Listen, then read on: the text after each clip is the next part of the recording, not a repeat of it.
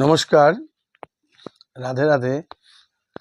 আজকে আমরা আলোচনা করতে চলেছি নববিধা ভক্তি।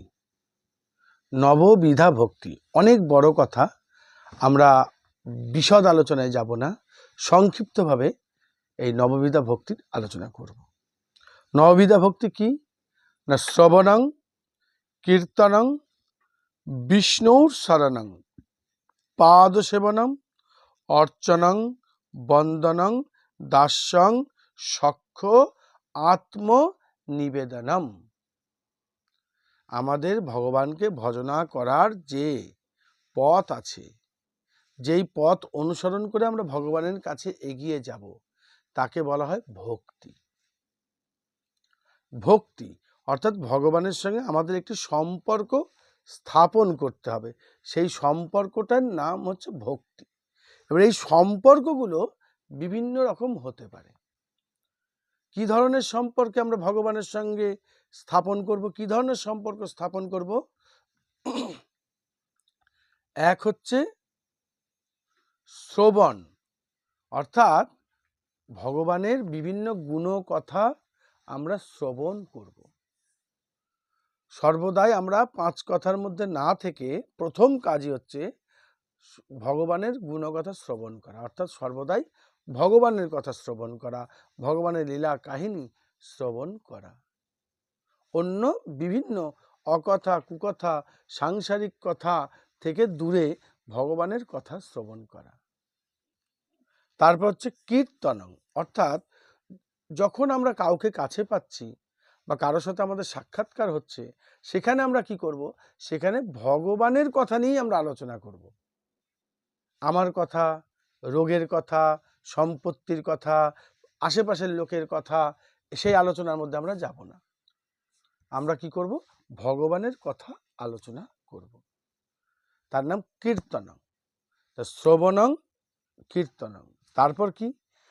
বিষ্ণুর শরণং, অর্থাৎ আমরা আমাদের স্মরণের মধ্যে, মানে সর্বদাই আমরা সংসারে যত কাজই করি না কেন, সেই সমস্ত কাজের মধ্যে আমরা ভগবানকে স্মরণ করব। যেমন যখন কারো সাথে কারো প্রেম বা ভালোবাসা হয়ে যায়, তখন সে কি করে? সারাদিন সাংসারিক যত ক্রিয়ার মধ্যেই সে থাকুক না কেন, সর্বদাই তার মধ্যে সেই তার প্রেমিকের কথা মনে পড়ে। এই রকম সর্বদাই ভগবানকে স্মরণের মধ্যে রাখা। তাহলে শ্রবণ, কীর্তন, স্মরণ। তারপর পাদ সেবনম। পাদ সেবনম শব্দ অর্থ হচ্ছে ভগবানের সেবায় অংশগ্রহণ করা। যেমন পূজা পাঠ করা, চন্দন ঘষা, ফুল তোলা, তুলসী তোলা, কি ঠাকুরের বাসন ধুয়ে দেওয়া, বা কোনো মন্দিরে আমার বাড়ির কাছে কোনো মন্দির আছে, সেই মন্দিরটা হয়তো উঠানটা ঝাঁট দিয়ে দেওয়া, বিভিন্নভাবে ভগবানের সেবা করা, কিছু না কিছু ভগবানের সেবায় অংশগ্রহণ করা। অর্চন। অর্চন শব্দের অর্থ হচ্ছে যে ভগবানের পূজা করা, অর্থাৎ আমরা যেটা সাধারণত ঘরে করে থাকি, ঠাকুরের বা ঠাকুর ঘরে গিয়ে একটু ফুল, চন্দন, দুর্বা, তুলসী, ধূপ, বাতাসা দিয়ে একটু পুজো পাঠ করি, এটার নাম হচ্ছে অর্চনা করা। বা আমি যে খাবারটা আমি গ্রহণ করছি, ভগবানকে স্মরণ করে গ্রহণ করলাম, এটাও একটা অর্চনা। আর তারপর যে বন্দন। বন্দন শব্দের অর্থ হচ্ছে, অর্চনা তো হচ্ছে বাহ্যিক, কিন্তু বন্দনটা হচ্ছে অন্তর থেকে তাকে বন্দনা করা, অর্থাৎ জপ করা, স্তব স্তুতি করা, গান করা, ভগবানের কথা নিয়ে সবসময় মনটাকে ভরিয়ে রাখা, বন্দনা করা। তারপর যে দাস্য, অর্থাৎ মনের মধ্যে একটা ভাব জাগ্রত হবে যে ভগবান আমার প্রভু, আমি তার দাস, আমি তার সেবা করছি। এই সংসারে যার যে কাজটা আমি করছি না কেন, যার মধ্যে দিয়ে আমার কাটছে, এগুলো সবই ভগবান করাচ্ছেন এবং ভগবান আমাকে এই কাজে নিয়োজিত করে রেখেছেন, তাই আমি এই কাজগুলো করে চলেছি। তিনি প্রভু, আমি তার দাস, এই যে দাস্য। এরপরের কাজ হচ্ছে সখ্য।